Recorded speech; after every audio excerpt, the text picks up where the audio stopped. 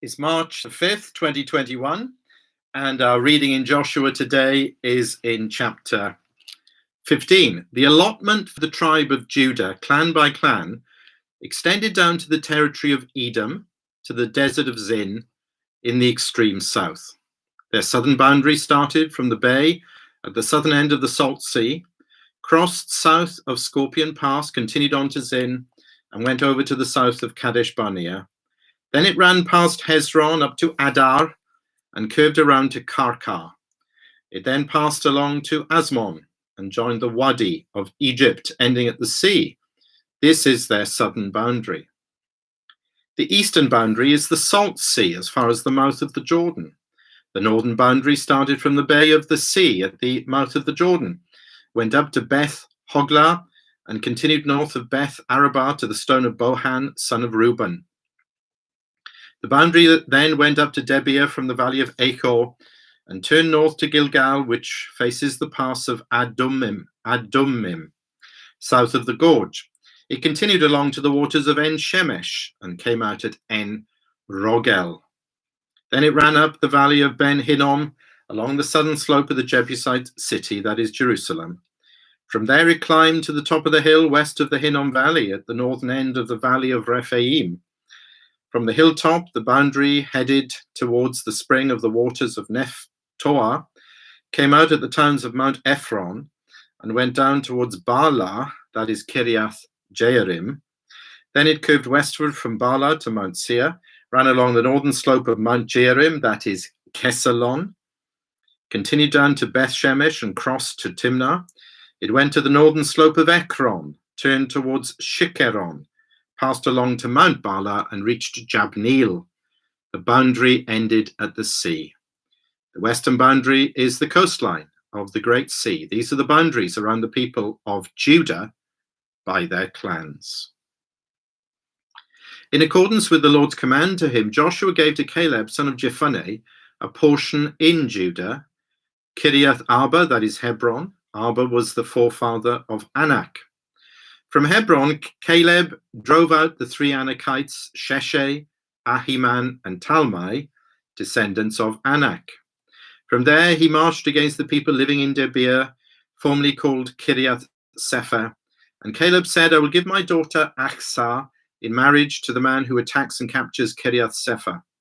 Othniel, son of Kenaz, Caleb's brother, took it. So Caleb gave his daughter Achsah to him in marriage. One day when she came to Othniel, she urged him to ask her father for a field. When she got off her donkey, Caleb asked her, what can I do for you? She replied, do me a special favor, since you've given me land in the Negev. Give me also springs of water. So Caleb gave her the upper and lower springs. This is the inheritance of the tribe of Judah, clan by clan. The southernmost towns of the tribe of Judah in the Negev towards the boundary of Edom were Kabzeel, Eder, Jaghir, Kinnah, Dimonah, Adada, Kedesh, Ahazor, Ithnan, Ziph, Telem, Bealoth, Hazor, Hadattah, Kerioth, Hezron, that is Hazor, Amam, Shema, Moladah, Hazar Gada, Heshmon, Beth Pelet, Hazar Shual, Beersheba, Biziothia, Bala, Ayim, Ezem, Eltolad, Kezil, Horma, Ziklag, Madmana, Sansana, Lebaoth, Shilim, Ain, and Rimmon, a total of 29 towns and their villages. In the western foothills, Eshtaol, Zorah, Ashna, Zanoah, Enganim, Tapua, Enam, Jarmuth, Adullam, Soko, Azekah, Sha'araim, Adithaim, and Gederah or Gederothaim, 14 towns and their villages. Zenan, Hadashah, Migdal Gad, Dilian, Mispah, Joktheel, Lachish, Bozkath, Eglon, Kabon, Lamas, Kitlish, Gederoth, Beth Dagon, Neamah, and Makkedah, 16 towns and their villages. Libnah, Ether, Ashan, Iftah, Ashna, Nezib, Keilah, Aksib, and Marishah, 9 towns and their villages. Ekron, with its surrounding settlements and villages. West of Ekron, all that were in the vicinity of Ashdod, together with their villages. Ashdod, its surrounding settlements and villages. And Gaza, its settlements and villages, as far as the Wadi of Egypt and the coastline of the Great Sea. In the hill country, Shamir, Jatir, Soko, Dana, Kiriath Sana, that is Debir, Anab, Eshtemo, Anim, Goshen, Holon, and Gilo, 11 towns and their villages. Arab, Duma, Eshan, Janim, Beth Tapua, Afika, Humta, Kiriath Arba, that is Hebron, and Zio, 9 towns and their villages. Ma'on, Carmel, Ziph, Jutta, Jezreel, Jokdeam, Zanoah, Cain, Gibeah, and Timnah, 10 towns and their villages. Halhul, Beth Zia, Gedor, Ma'arath, Beth Anoth, and Eltikon, 6 towns and their villages. Kiriath Baal, that is Kiriath Jearim, and Rabbah, 2 towns and their villages. In the desert, Beth Arabah, Midin, Sekaka, Nibshan, the city of salt, and En-Gedi, 6 towns and their villages. Judah could not dislodge the Jebusites who were living in Jerusalem. To this day, the Jebusites live there with the people of Judah.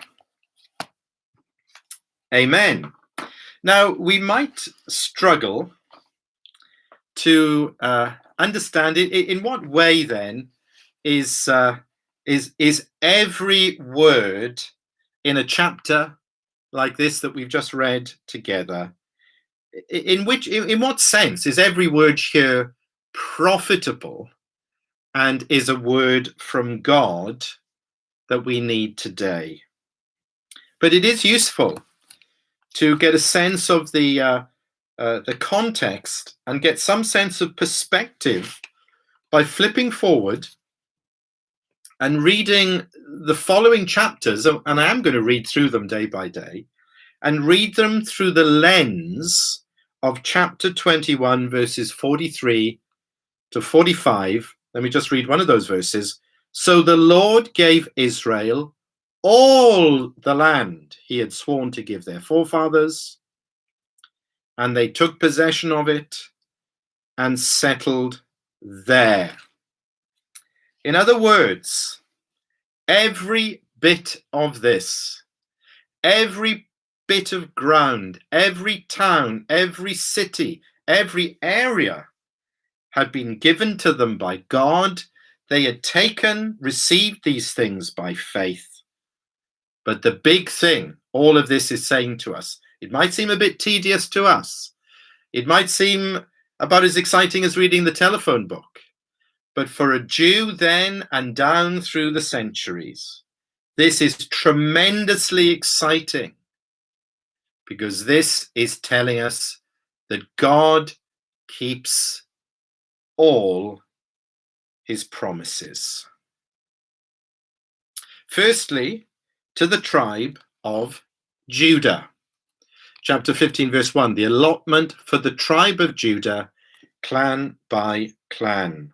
Now you remember that Judah was not the firstborn son of Jacob, going way back into the time of Genesis. But now the tribe that bears the name of Judah is growing in greatness all the time and has the greatest and the most glorious future of all these tribes of Israel.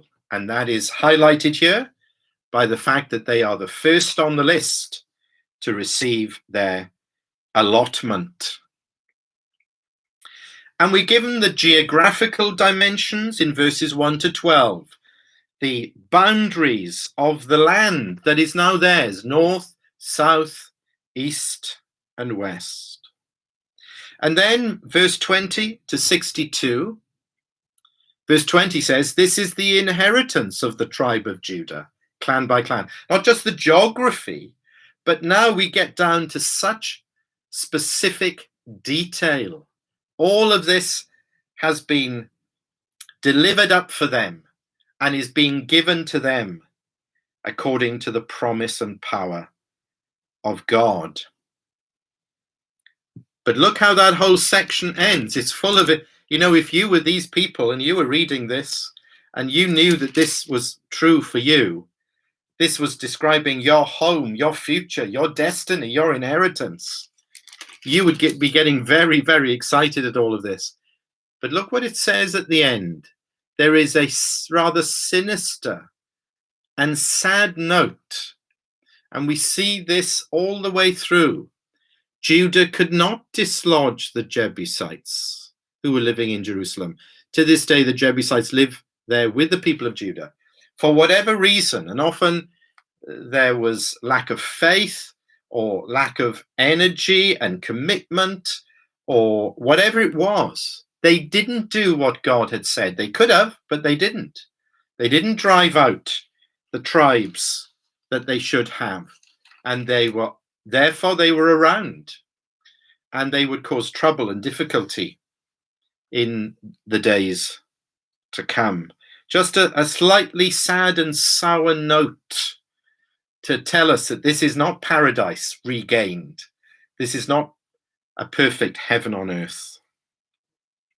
So we have the beginning and the end of the chapter, and then we have the meat in the sandwich. Again, who are we talking about?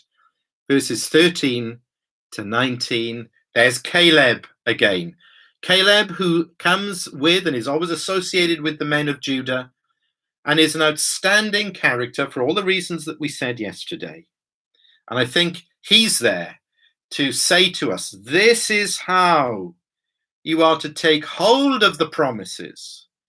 This is how you are to possess your possessions. Great example in the Old Testament. And then do you remember how I said yesterday that there is an equivalent in the New Testament, being people of blessing, people of victory, people who possess our possessions, who believe our beliefs, those who are called in the book of Revelation, those who overcome, the overcomers. Will we be such people like Caleb? Will we fight the good fight of faith? Will we enter in?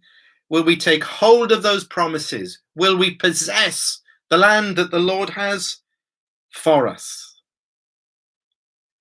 To such people, he says things like this, Revelation 2 and verse 7. He who has an ear, let him hear what the Spirit says to the churches. To him who overcomes, I will give the right to eat from the tree of life, which is in the paradise of God.